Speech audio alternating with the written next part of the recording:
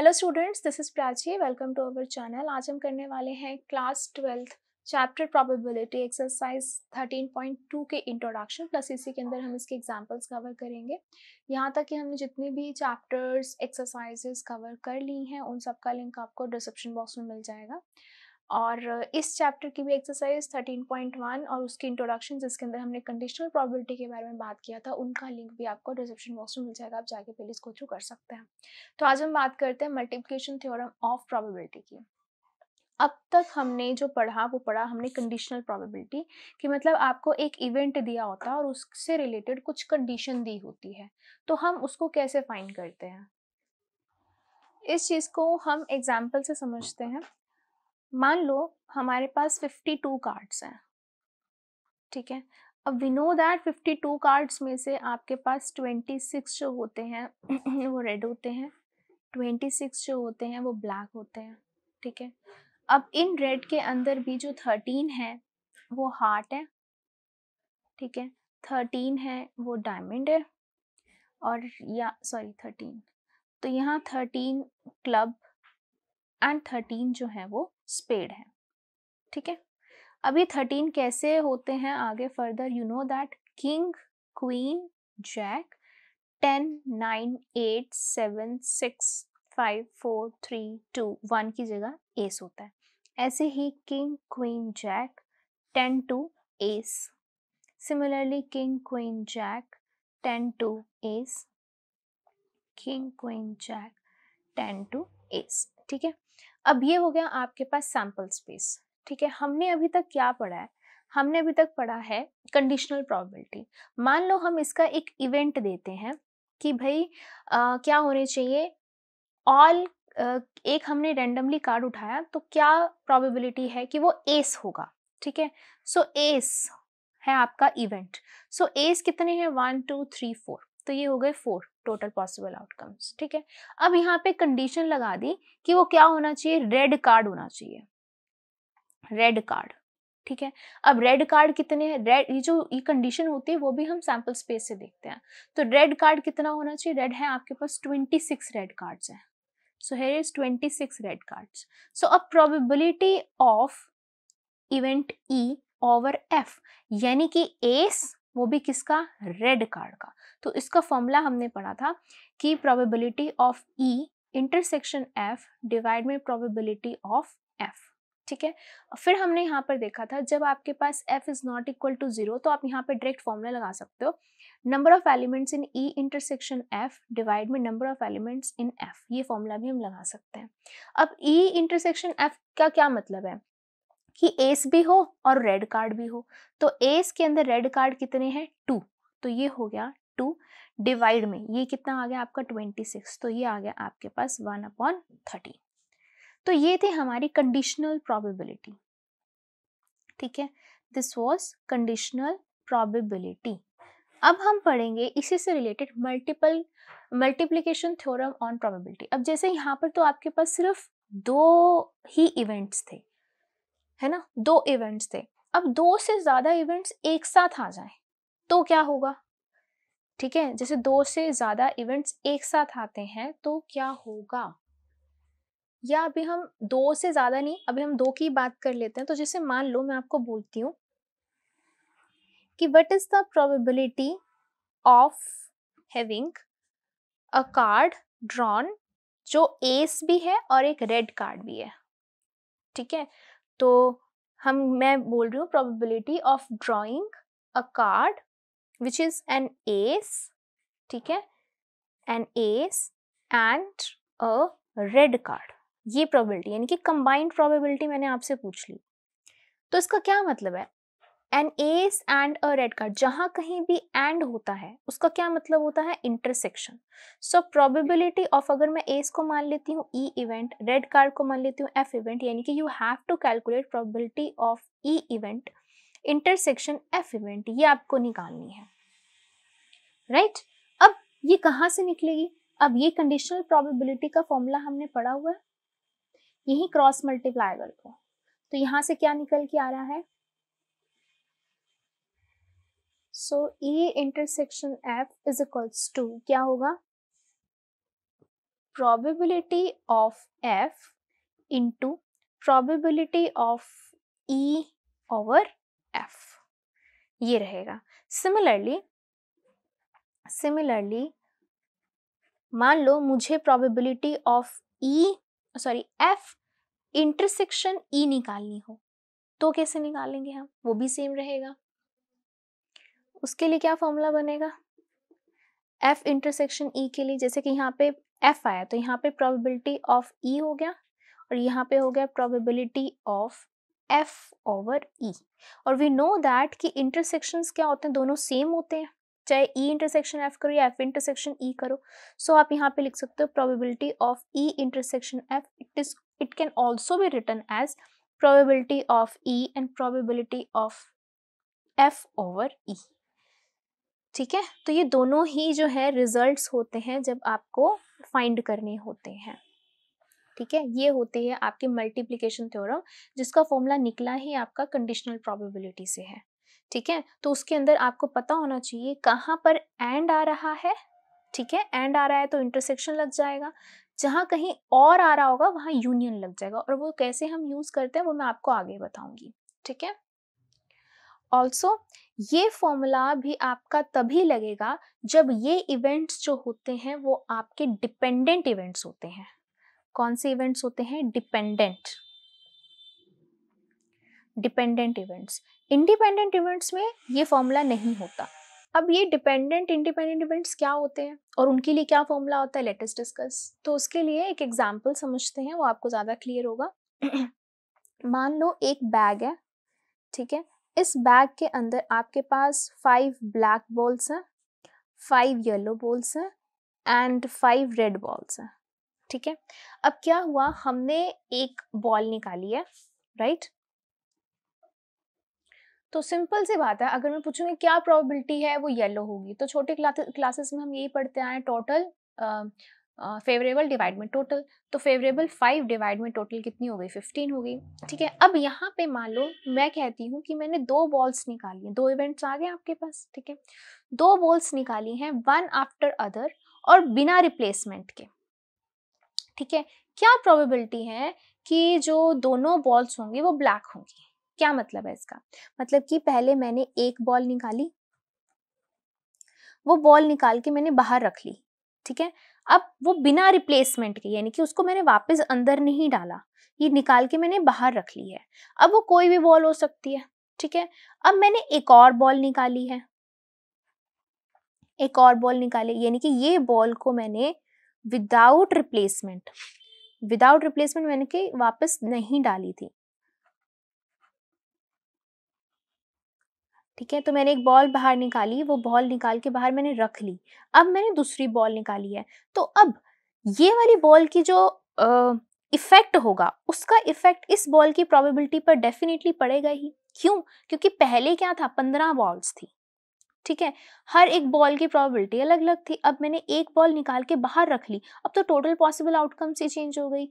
ठीक है, तो इस बॉल की प्रोबेबिलिटी डेफिनेटली इफेक्ट होगी बाय दिस बॉल। तो जब विदाउट रिप्लेसमेंट होता है और इसका इफेक्ट अगली वाली पर पड़ता है, उसे हम बोलते हैं डिपेंडेंट इवेंट्स। क्लियर है ये बात। ठीक है, अब मान लो मैंने पहले एक बॉल निकाली, वो जो भी बॉल थी मैंने वापस इसके अंदर डाल दी। अब मैंने फिर से एक और बॉल निकाली, तो यानी कि विद रिप्लेसमेंट, यानी कि जब मैंने इसके अंदर डाली, जब मैंने पहले बॉल निकाली, देख ली कौन सी थी, फिर मैंने दोबारा डाल दी और दोबारा मैंने निकाली, यानी कि अब इसका इफेक्ट इसके ऊपर नहीं पड़ रहा है, तो उसे हम बोलते हैं इंडिपेंडेंट इवेंट्स। ठीक है, इसके लिए जो फॉर्मूला रहता है वो क्या रहता है, फॉर्मूला वही probability of E intersection F is equals to क्या रहता है, probability of E into probability of F over E। ये तो हमने पढ़ा ही है फॉर्मूला अभी। ठीक है, ये फॉर्मूला रहता है। और इंडिपेंडेंट इवेंट्स के लिए क्या रहता है, probability of E intersection F equals to probability of E into probability of F, क्योंकि इसका ये ई इवेंट का इफेक्ट एफ इवेंट के ऊपर नहीं पड़ रहा, तो उनकी सेपरेट सेपरेट प्रोबेबिलिटीज का क्या हो जाएगा, मल्टीप्लिकेशन हो जाएगा। यहाँ पर इसका इफेक्ट इसके ऊपर पड़ रहा है, तो यानी कि यहाँ पर हम कंडीशनल प्रोबेबिलिटी यूज करेंगे। ठीक है, अब ये तो दो इवेंट्स की बात होगी। मान लो दो से ज्यादा इवेंट्स होते हैं, ठीक है, तो कैसे फॉर्मूला रहता है, जैसे मान लो probability of E intersection F intersection एक अनदर कोई जी है। ये आपको और अच्छे से क्लियर होगा जब हम एग्जांपल्स करेंगे कि कैसे कैसे क्वेश्चंस होते हैं, कैसे कैसे इवेंट्स आते हैं। ठीक है, तो इसका फॉर्मूला क्या रहेगा, ध्यान से देखो कैसे बनाएंगे इसका फॉर्मूला हम। Probability of E into probability of F over E, इन दोनों का हो गया। ठीक है, फिर आएगा आपके पास प्रोबेबिलिटी ऑफ जी, अब इसका भी तो इम्पैक्ट जी पे पड़ेगा। ठीक है, सो वो होगा probability of G over F, sorry E intersection F. ठीक है, और हम ई इंटरसेक्शन एफ को हम ई एफ भी लिख सकते हैं। ठीक है, E intersection F can be written as E F. Okay, so ये ध्यान रखेंगे हम, प्रोबेबिलिटी ऑफ ई का इफेक्ट पड़ेगा एफ के ऊपर, तो वो हो गया ये इफेक्ट। अब इसका इफेक्ट पड़ने वाला है जी पर, तो वो हो गया ये वाला इफेक्ट। तो ऐसे ही ये तो 3 के लिए होगी, ऐसी अगर 4 आएगी तो आप 4 का भी निकाल पाएंगे, राइट। तो अगर मान लो एक और आती है तो इस ये हो गया, इसका इफेक्ट इस पे, इसका इफेक्ट इस पे, और इन सब का इफेक्ट लास्ट वाले पे, तो वो हम फॉर्मूला बना लेंगे। ठीक है, आई होप आपको ये समझ में आ गया है। अब और समझ में आएगा जैसे जैसे हम और एग्जांपल्स करेंगे। तो स्टार्ट करते हैं विद एग्जांपल 8। तो अब करते हैं एग्जांपल 8, आपको और क्लियर होगा क्या होते हैं independent dependent events. An urn contains 10 black and 5 white balls, 2 balls are drawn from the urn one after other without replacement, बिना रिप्लेस किए। ठीक है, यानी कि जैसे कि ये एक हो गया अर्न, इसके अंदर 10 ब्लैक बॉल्स थी एंड 5 वाइट बॉल्स थी। अब मैंने कोई भी एक बॉल बाहर निकाली है, उसको वापस नहीं डाला, बिना वापस डाले एक और बॉल बाहर निकाली है वन आफ्टर अनदर। ठीक है, what is the probability that both drawn balls are black. ठीक है, दोनों की दोनों जो हैं वो ब्लैक हैं, तो यानी कि यहाँ पे हमें पता चल रहा है ये डिपेंडेंट इवेंट्स हो गए, विदाउट रिप्लेसमेंट है। ठीक है, तो डिपेंडेंट इवेंट्स के लिए बोथ आर ब्लैक, तो क्या लिखेंगे हम यहाँ पे, probability of E intersection F. Know what is E event, E event जो है वो आपका है कि जब उसने पहले बॉल निकाली थी, फर्स्ट बॉल जो थी वो ब्लैक थी, वो हो गया आपका ई। ठीक है, और जो दोनों हो वो ब्लैक हो, तो ये आपको निकालना। तो फॉर्मूला लिख दो यहाँ पे मल्टीप्लिकेशन वाला थ्योरम का, probability of E into probability of F over E, ये है फॉर्मूला। ठीक है, अब प्रोबेबिलिटी ऑफ ई निकालनी है। So probability of E is what, E event क्या है कि black ball is drawn first. ठीक है, इज ड्रॉन फर्स्ट, पहले ब्लैक बॉल को निकाला गया है। तो है कितनी टोटल, 15 है, ब्लैक बॉल कितनी है, 10 है, तो कितनी हो गई, फेवरेबल डिवाइड में टोटल। ठीक है, ये आ गया आपके पास probability of E. Now let's find probability of F over E. So what is event F over E का मतलब क्या है, कि मतलब कि प्रोबेबिलिटी ऑफ एफ जब ई ऑलरेडी अक्कर हो चुका है, यानी कि ब्लैक बॉल हमने अब ड्रॉ कर ली है। ठीक है, now second ball is also black without replacing first, without replacing first ball. First ball को हमने वापस अंदर नहीं डाला है। ठीक है, पहले हमने एक ब्लैक बॉल निकाल के बाहर रख ली है। ठीक है, अब कितनी बच गई इसके पास ब्लैक बॉल, 9 बच गई है ना, एक तो निकाल के रख ली हमने ब्लैक बॉल, अब कितनी बच गई, 9 बच गई, और टोटल कितनी बच गई, 9 + 5 14। सो what is the probability of event F जिसमें ई ऑलरेडी अक्कर हो चुका है। ठीक है, सो अब हो गया 9 बाय टोटल कितनी है 14, ये दोनों आपने निकाल ली। अब यहाँ पे पुट कर देते हैं, दिस इज 10/15 इंटू 9/14, 3 पे कैंसिल हो रहा है, 3 3 जा 3 5 जा, और ये हो रहा है 2 पे कैंसिल, 2 5 जा 2 7 जा, और 5 से 5 कैंसिल, ये हो गया आपका 3/7 इज योर आंसर। कि दोनों ब्लैक, जो दोनों बॉल्स हैं वो ब्लैक निकलेंगी, वो है आपकी ये प्रोबेबिलिटी। क्लियर हुई ये बात? ठीक है, ये था एग्जाम्पल 8। चलिए करते हैं एग्जाम्पल 9। तो अब करते हैं example 9। 3 cards are drawn successively without replacement from a pack of 52 well shuffled cards. What is the probability that first 2 cards are kings and third card is an ace? तो अब देखो यहाँ पर 3 इवेंट्स आ चुके हैं, ठीक है।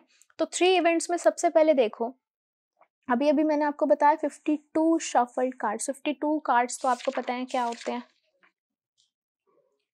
किस तरीके से होते हैं ये 52 कार्ड्स, ये रहते हैं आपके 52 कार्ड्स, ठीक है। अब इन 52 कार्ड्स में से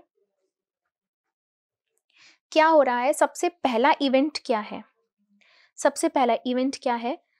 3 कार्ड्स आर ड्रॉन सक्सेसिवली एक के बाद एक, और जब हमने एक कार्ड निकाल लिया फिर हमने उसको वापस नहीं डाला, फिर हमने कार्ड दूसरा निकाला है, और फिर हमने कार्ड तीसरा निकाला है, वापस नहीं डाले हमने, एक कार्ड निकाल के रख लिया, जब एक निकाली तो 51 हो गए, फिर एक निकाल के रख लिया फिर 50 हो गए, फिर थर्ड कार्ड जो निकला है वो टोटल 50 में से निकला है। समझ आया? ठीक है। Now what is the probability that first 2 cards are Kings?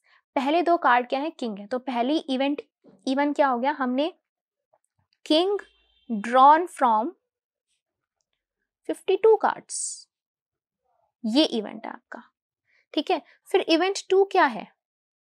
Event 2 ये है आपका किंग ड्रॉन फ्रॉम, ये तो हो गया आपका फर्स्ट किंग, ठीक है। This is second king drawn from 51 cards as first king is not replaced. First king को हमने वापस नहीं डाला था, ठीक है, तो इसीलिए हमने अब जो सेकंड किंग निकाला वो 52 कार्ड्स में से निकाला है, ठीक है। अब इवेंट E3 कितना हुआ? इवेंट E3 हुआ third card is drawn is an S, यानी कि third card that is S is drawn from 50 cards. 50 cards में से निकाला गया है, बिकॉज तब तक इवेंट E1 हो चुका है, इवेंट E2 हो चुका है, यानी कि 2 कार्ड्स निकल चुके हैं। 2 कार्ड्स निकल चुके हैं तो कार्ड थर्ड जो एस निकालोगे वो आप 50 कार्ड्स में से निकालोगे ना। सो अब आपको क्या निकालनी है? अब आपको निकालनी है probability of E1 intersection E2 intersection E3, ये निकालना है अब आपको, ठीक है। तो इसका फॉर्मूला हमने अभी अभी निकाला था, मैंने अभी आपको बताया था कि 3 इवेंट्स जब होते हैं तो उसका हम फॉर्मूला कैसे लिखते हैं, वो इस तरीके से लिखते हैं। क्या होगा? probability of E1 इवेंट, ठीक है, फिर probability of E2 जब E1 हो चुका है, इनटू probability of E3 जब E1 और E2 दोनों हो चुके हैं। समझ आया? ठीक है, चलो निकालते हैं। अब ये हो गया आपका probability of E1। First card drawn is king, तो किंग कितने होते हैं 52 कार्ड्स में से? बताइए 52 कार्ड्स में से किंग कितने होते हैं? 4 होते हैं, ठीक है। तो ये हो गया 4/52। ओके, चलो नेक्स्ट बताओ। This is event E2 when E1 already occurred, so probability of E2 when E1 already occurred।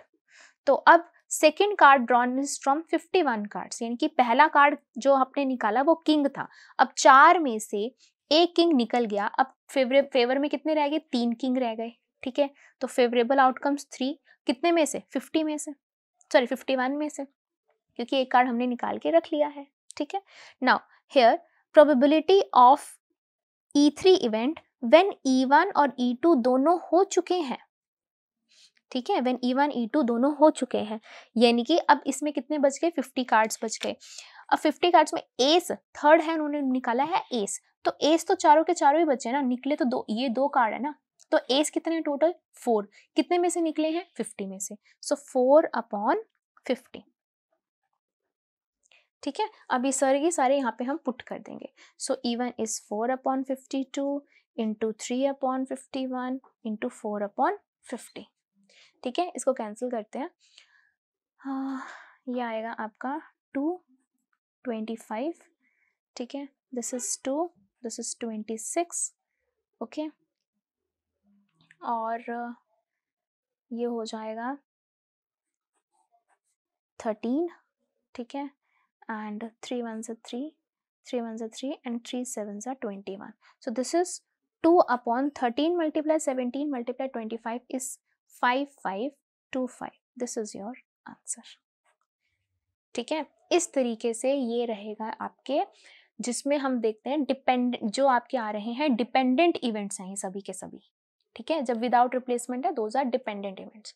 तो ये था आपका एग्जाम्पल 9। चलिए करते हैं एग्जाम्पल 10। सो एग्जाम्पल 10 क्या है, a die is thrown if E is the event, number appearing is a multiple of 3 and F is the event, number appearing is even, then find whether E and F are independent. कि आपको check करना है कि क्या ये independent है। देखो अब यहाँ से शुरू होता है आपके पास, जब कभी भी चेक करना हो ना कि whether the events are independent, तो इंडिपेंडेंट के लिए मैंने अभी आपको एक फॉर्मूला बताया था कि probability of E intersection F क्या होती है, probability of E into probability of F for independent events, ठीक है, फॉर इंडिपेंडेंट इवेंट्स। तो जब कभी भी इस तरीके से आ जाए, ठीक है, चेक करना कि ये इंडिपेंडेंट इवेंट्स हैं, तो आप क्या करोगे, इसकी प्रोबेबिलिटी अलग से निकालोगे, इसकी अलग से और इसकी अलग से, इन दोनों को मल्टीप्लाई करके चेक करोगे कि क्या लेफ्ट हैंड साइड इक्वल है राइट हैंड साइड के। क्लियर है ये बात, ठीक है। चलो अब शुरू करते हैं इसको। सबसे पहले a die is thrown, so sample space a die is thrown का सैंपल स्पेस क्या हो गया, 1 2 3 4 5 6 एंड इवेंट ई की प्रोबेबिलिटी क्या है कि number appearing is a multiple of 3, 3 का मल्टीपल क्या हुआ 3 एंड 6, ठीक है। What is F, number appearing is even, even होना चाहिए, इवन क्या है आपके पास 2 है 4 है 6 है, ठीक है। नाउ अब हमें क्या चाहिए, अब हमें चाहिए ये सब चाहिए, राइट तो चलो सबसे पहले हम निकालते हैं ई इंटरसेक्शन एफ भी निकालो, E intersection F. What is E intersection, इन दोनों में कॉमन क्या आ रहा है, इन दोनों में कॉमन आ रहा है 6, ठीक है। इसके टोटल नंबर ऑफ एलिमेंट्स कितने हो गए 2, इसके टोटल नंबर ऑफ एलिमेंट्स हो गए 3, इसके टोटल नंबर ऑफ एलिमेंट्स हो गए 6, इसके टोटल नंबर ऑफ एलिमेंट्स हो गए 1। नाउ लेट्स फाइंड सबकी probability. Now probability of event E, event E is ये कितना हो गया, number of elements present in E, number of divide by number of elements present in sample space, तो ये हो गया 2 और ये हो गया 6, तो ये कैंसिल होके आ गया 1/3। Now probability of F, now number of elements present in F divided by number of elements present in sample space, so 3/6, ये आ गया आपके पास 1/2।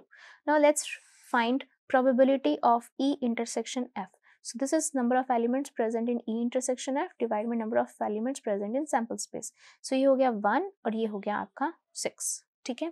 now we can see कि probability of E intersection F is equals to probability of E into probability of F आ रहा है, because this is 1/6, this is 1/3 into 1/2, so 1/6 is equal to 1/6, left hand side is equals to right hand side, thus we can say thus E and F are independent events, ये independent events हैं, ठीक है। कि मतलब ऐसा नहीं है कि हमने मल्टीपल ऑफ 3 निकाल के रख लिए, क्या अगर हमने रख ली का क्या मतलब है कि डाई को हम थ्रो करेंगे वो आएंगे नहीं, क्या वो आएंगे। क्लियर है ये बात। तो इस तरीके से आपने जब कभी भी इंडिपेंडेंट इवेंट्स पूछा जाए तो आपने ये प्रूव कर देना। तो ये था आपका एग्जाम्पल 10। चलिए करते हैं एग्जाम्पल 11। एग्जाम्पल 11 क्या कह रहा है, an unbiased die is thrown twice, एक अनबाइस्ड डाई को हमने 2 बार थ्रो किया है। Let the event A be the odd even, odd number on the first row, B is the event, odd number on the second row.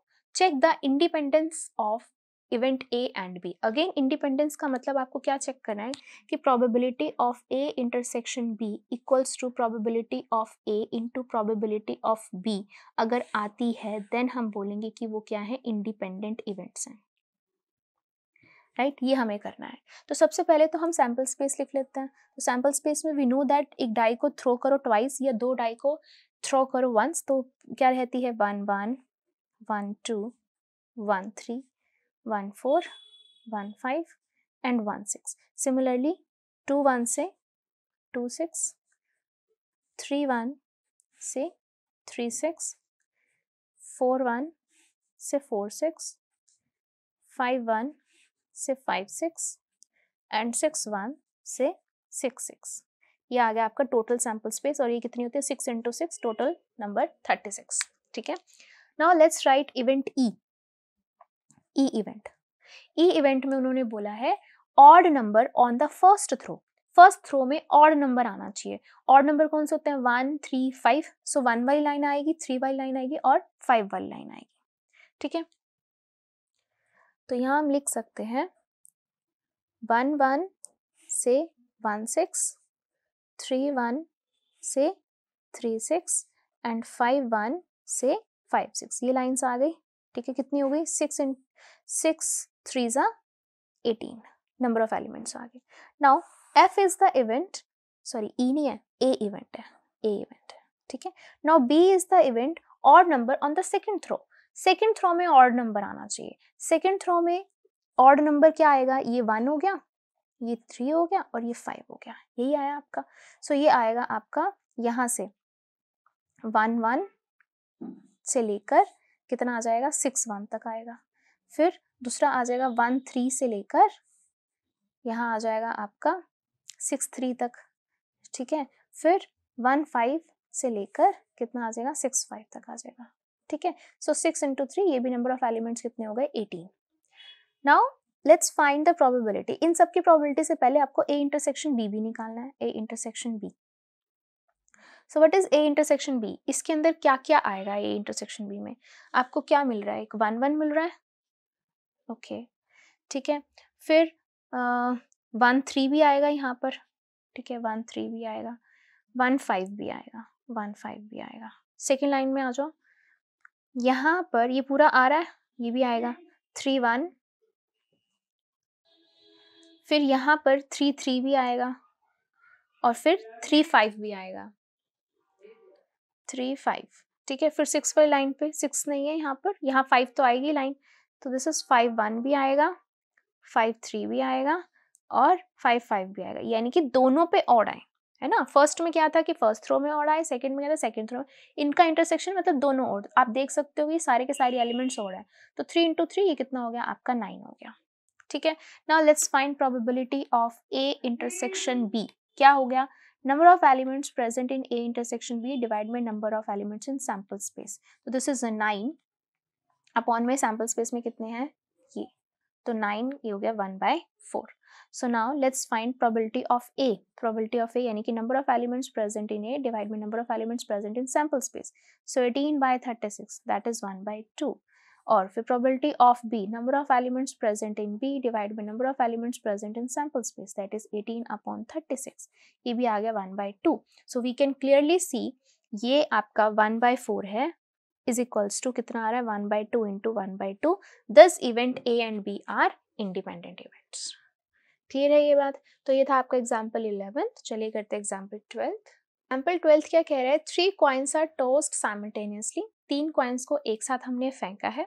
Consider the event E. 3 head or 3 tails.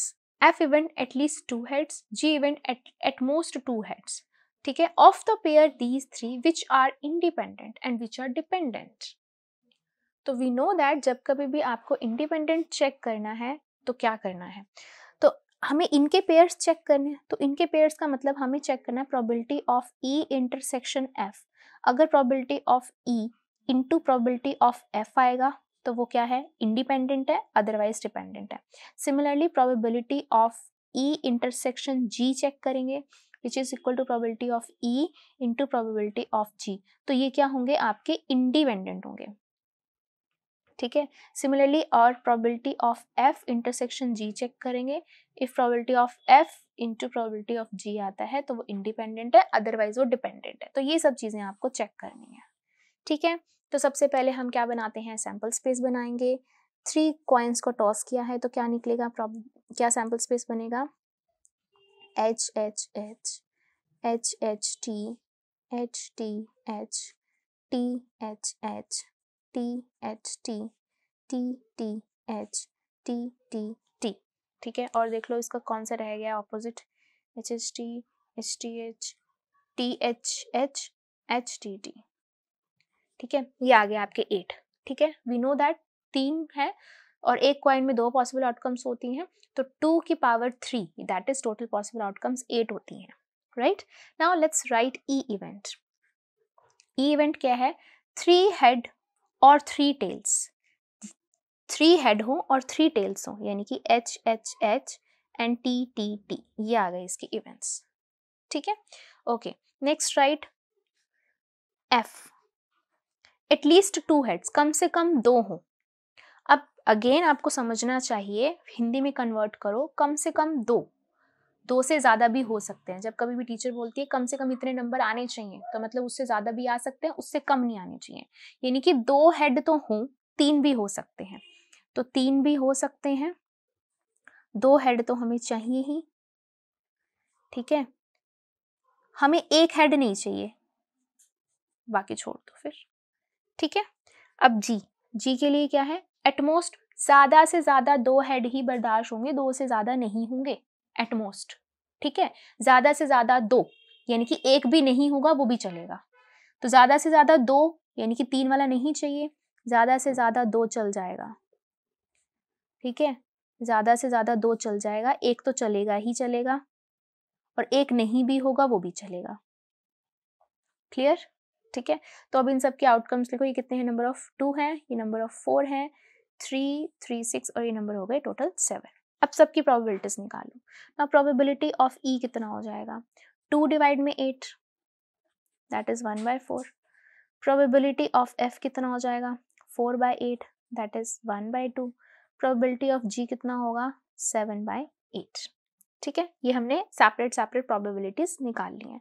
अब इनकी निकाल लो, intersections निकालेंगे। E intersection F निकालो। What is E intersection F, इसके अंदर सिर्फ H H H आ रहा है, that is 1। So probability of E intersection F is 1/8।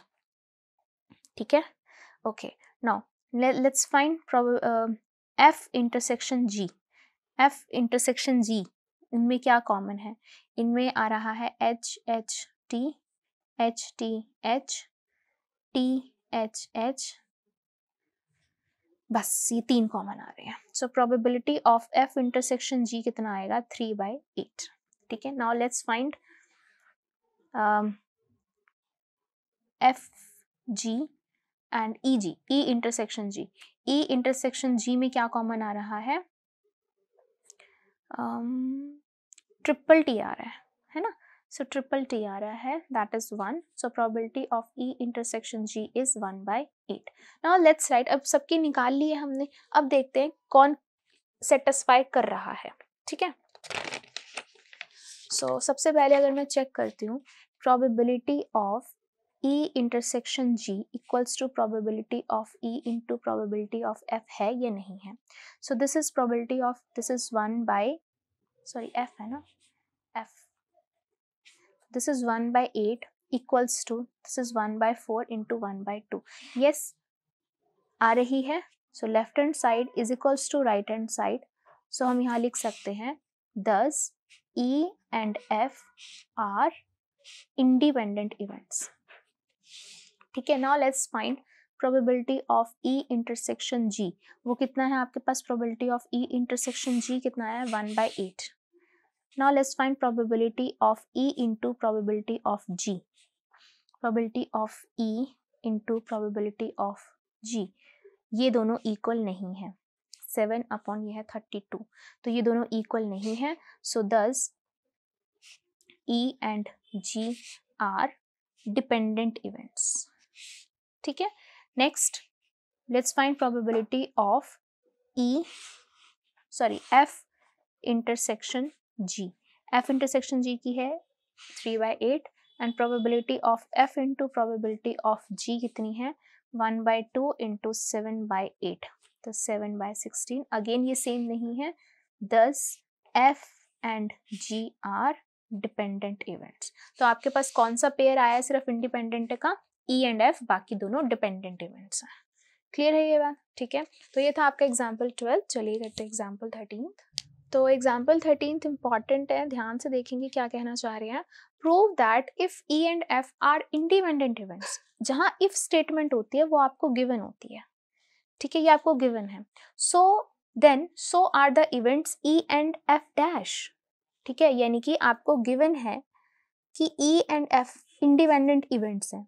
Independent events का मतलब probability of E intersection F equals to probability of E into probability of F, ये आपको गिवन है। आपको टू प्रूव क्या करना है कि E and F dash independent है, so probability of E intersection F dash वो आपको प्रूव करना है probability of E into probability of F dash, ये आपको प्रूव करना है। तो प्रूफ शुरू करते हैं। प्रूफ के लिए हम ना हेल्प लेते हैं वेन डायग्राम की, ठीक है। सो वेन डायग्राम की हेल्प लेते हैं, ये ले लेते हैं हम हमारा यूनिवर्सल सेट, ठीक है, और ये हो गया आपका इवेंट ई, ये हो गया आपका इवेंट एफ, ठीक है। So this is E event, this is F event, what is this, this is E intersection F, right, okay. अब यहाँ पर देखो जरा, व्हाट इज दिस, इसको मैं क्या लिख सकती हूँ, ये आपका बनेगा इवेंट कौन सा, जिसमें से हमने क्या माइनस किया हुआ है,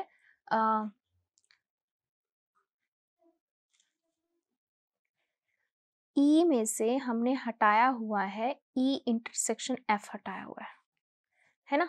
और सिमिलरली ये क्या हो जाएगा, दिस इज एफ में से हमने हटाया हुआ है ई इंटरसेक्शन एफ हटाया हुआ है, ठीक है। चलो शुरू करते हैं इसको सॉल्व करना, प्रूफ शुरू करते हैं। तो प्रूफ में हमें क्या चाहिए, probability of E intersection F dash, ठीक है। तो इसको हम कैसे लिख सकते हैं, अब ध्यान से देखना ये क्या है, probability of E intersection F dash. अगर मैं सिर्फ इसी का ही वेन डायग्राम बनाऊं तो क्या निकल के आता है, देखना इसको ध्यान से देखना, this is E and this is F, मुझे निकालना है ई इंटरसेक्शन एफ डैश। तो ई तो ये है ही मेरे पास, ठीक है, what is F dash, F dash है मेरे पास ये सारा का सारा, ये मतलब कि एफ को छोड़कर ये वाला सारा पार्ट, ब्लैक वाला पार्ट सारा, ये एफ डैश हुआ, ब्लैक वाला पार्ट सारा, ठीक है। This black part is F dash and what is this, what is this, ये सारा ई है, ठीक है, ये है आपका ई। तो ई और एफ डैश में क्या कॉमन है, ई और एफ डैश में ये वाला पार्ट कॉमन है, this one, this one, this one, ये वाला पार्ट कॉमन है, ठीक है। So this part is called E intersection F dash, ये है पार्ट। और इस पार्ट को हमने ये भी लिखा है, देखो ना, ये तो हमने अभी निकाला ई इंटरसेक्शन एफ डैश, और ये हमने इससे निकाला था कि ई में से अगर मैं ई इंटरसेक्शन एफ भी माइनस कर दूं तो भी ये आता है, तो मैं इसको इसके इक्वल लिख सकती हूँ, बिल्कुल। सो यहाँ हम लिख सकते हैं probability of E minus probability of E intersection F, लिख सकते हैं, डेफिनेटली लिख सकते हैं, ठीक है। अब we know that it is given कि ये दोनों जो हैं वो क्या है, इंडिपेंडेंट इवेंट्स हैं, तो मैं इसको क्या कर सकती हूँ, इसको मैं ऐसे लिख सकती हूँ minus probability of E into probability of F, ठीक है। अब दोनों में से प्रोबेबिलिटी ऑफ ई कॉमन आ रहा है, अंदर क्या बचेगा 1 माइनस प्रोबेबिलिटी ऑफ एफ। हमें पता है, हमने पढ़ रखा है कि जब कभी भी इस तरीके से आता है कि as probability of some event plus probability of some not event equals to 1, तो क्या होता है, probability of not event equals to 1 minus probability of F आ जाएगा। तो यानी कि इसकी जगह पे मैं क्या लिख सकती हूँ, प्रोबेबिलिटी ऑफ एफ डैश। क्या मुझे यही प्रूव करना था, बिल्कुल यही प्रूव करना था, हेंस प्रूव्ड, ठीक है। दोबारा समझो, हमें क्या था, ई एंड एफ को इंडिपेंडेंट इवेंट प्रूव करना था, इंडिपेंडेंट का ये मतलब है ये गिवन था और ये हमें प्रूव करना था। हम गए वेन डायग्राम की हेल्प से, तो हमने ई और एफ को, हमने 3 चीजें लिख ली जो हमारे बिल्कुल कॉमन सी थी। फिर जो हमें फाइंड करना था वो भी मैंने वेन डायग्राम की हेल्प से निकाला कि इसमें मुझे क्या दिख रहा है, तो मुझे ये यहाँ से ये दिखा, यहाँ से ये दिखा, तो इन दोनों को मैंने इक्वल रख दिया, बस कॉमन लिया, एक स्टेप डन किया और हो गया काम, ठीक है। ये था आपका एग्जाम्पल 13। चलिए करते हैं एग्जाम्पल 14। एग्जाम्पल 14 भी इंपॉर्टेंट है, क्या कह रहे हैं, if A and B are 2 independent events then probability of occurrence of at least 1 of A and B is given by this. किसी एक के होने की प्रोबेबिलिटी ये होगी, तो आपको गिवन क्या है, आपको गिवन है कि ये दोनों इंडिपेंडेंट इवेंट्स है, तो इंडिपेंडेंस का मतलब probability of A intersection B is probability of A into probability of B, ठीक है। अब क्या है, आपको प्रूफ क्या करना है, टू प्रूव कि दोनों में से किसी एक के होने की प्रोबेबिलिटी एटलीस्ट वन का मतलब क्या है, इनका यूनियन होता है, ठीक है। तो प्रोबेबिलिटी ऑफ एटलीस्ट कम से कम one of A and B, कम से कम दोनों में से कोई एक होगा तो उसको हम बोलते हैं probability of A union B होता है वो, ठीक है। वो आपको किसकी इक्वल प्रूव करनी है, वो आपको प्रूव करनी है 1 minus probability of A dash probability of B dash, ये प्रूव करना है आपको, ठीक है। तो प्रूफ शुरू करते हैं, ठीक है। सो प्रूफ के लिए हमें सबसे पहले ये लेना है लेफ्ट हैंड साइड। तो probability of A union B, इसका फॉर्मूला हमने पढ़ रखा है ऑलरेडी, है ना, बिल्कुल हमने स्टार्टिंग में पढ़ा था। क्या पढ़ा था हमने, probability of A union B, that is probability of A plus probability of B minus probability of A intersection B, ये हमने बिल्कुल स्टार्टिंग में पढ़ा था, ठीक है। अब हमें पता है इंटरसेक्शन के लिए ये हमें दे रखा है because these two are independent events, तो ये हो गया probability of A plus probability of B minus probability of A into probability of B, ठीक है। अब देखो इन दोनों में से क्या कॉमन आ रहा है, प्रोबेबिलिटी ऑफ बी कॉमन आ रहा है, तो ले लो इसको एज इट इज रखेंगे, ये आ जाएगा प्रोबेबिलिटी ऑफ बी कॉमन, अंदर क्या बचेगा 1 माइनस प्रोबेबिलिटी ऑफ ए, ठीक है। Now what is 1 minus probability of A, ये तो हमें पता ही है, probability of some event plus probability of some not occurring an event equals to 1.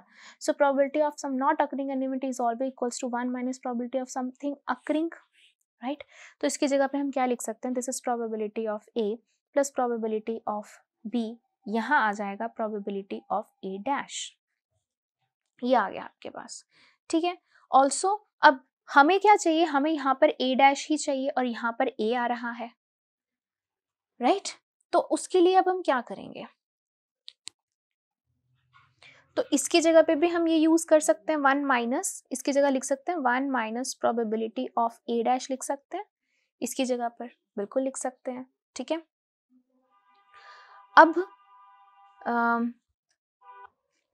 इसको एज इट इज रहने दो, probability of B into probability of A dash. अब इन तीनों में से probability of A dash common ले लो, ठीक है, minus probability of A dash common ले ली, तो इसकी जगह पे क्या बचेगा 1 और यहाँ होगा माइनस, क्योंकि हमने माइनस बाहर कॉमन लिया, and this is probability of B, and 1 minus probability of B क्या हो जाएगा, प्रोबेबिलिटी ऑफ बी डैश हो जाएगा, हेंस प्रूव्ड। दोबारा समझ लो, एक एक स्टेप देख लो दोबारा से।